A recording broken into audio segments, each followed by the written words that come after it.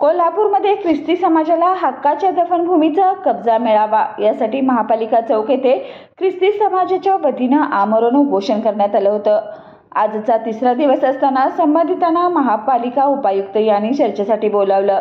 यावेळी महापालिका उपायुक्तांनी ख्रिस्ती समाजाला हक्काची दफनभूमी महिन्यात मिळणार असं आश्वासन दिल्यानंतर हे आमरण उपोषण सोडण्यात आलं।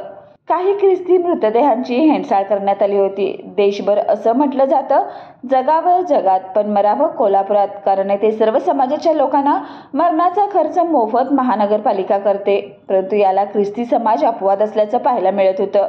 यामुळे ख्रिस्ती समाजातर्फे महानगरपालिकेला नवीन दफनभूमीची मागणी गेल्या 20 वर्षापासून करत आहेत। या अनुषंगाने मागील 20 वर्षातील मुख्यमंत्री, पालकमंत्री, अल्पसंख्याक मंत्री, जिल्हाधिकारी, आयुक्त, महापौर व महासभा यासहित सर्व संदर्भीय शासकीय अधिकाऱ्यांना निवेदन देण्यापासून त्यांच्या कार्यालयापुढे धरणे आंदोलन, ठिय्या आंदोलन, रस्ता रोको, शवपेटीसह आंदोलन, मृतदेह घेऊन शवयात्रा अशी अनेक आंदोलने वेळोवेळी केली गेली।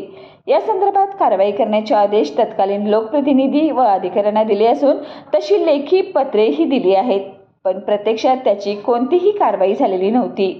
यामुळे प्रशासनाचा दफनभूमीचा ताबा ताबडतोब मिळण्यासाठी ख्रिस्ती समाजाच्या वतीनं समाजातील तरुण पुढारी राकेश सावंत, जोसेफ सावंत व बाबासाहेब पाटील या युवकांनी शांततेच्या मार्गाने आमरण उपोषणाला बसले होते। त्यांनी आज ऋतुराज क्षीरसागर, सुजित चव्हाण, सत्यजित कदम, भूपाल शेटे, निलेश हंकारे, शिवाजी जाधव आदींनी सरबत देऊन उपोषण सोडण्यात आलं। ख्रिस्ती समाज व सर्व पदाधिकारी यावेळी उपस्थित होते। तुमच्या आमच्या स्नेहाचा सखी संपदा मंच 13व्या वर्षात पदार्पण करत आहे। 12 जानेवारी रोजी जिजाऊ जयंती दिनाच्या औचित्य साधून भव्य प्रदर्शन व स्नेहसंमेलन सोहळा भारत हाऊसिंग सोसायटी, राजारामपुरी, 8वी गल्ली येथे आयोजित केला आहे। आम्ही येत आहोत, तुम्ही सर्वांनी नक्की या प्रदर्शनास भेट द्या आणि सोहळ्यात सहभागी व्हा।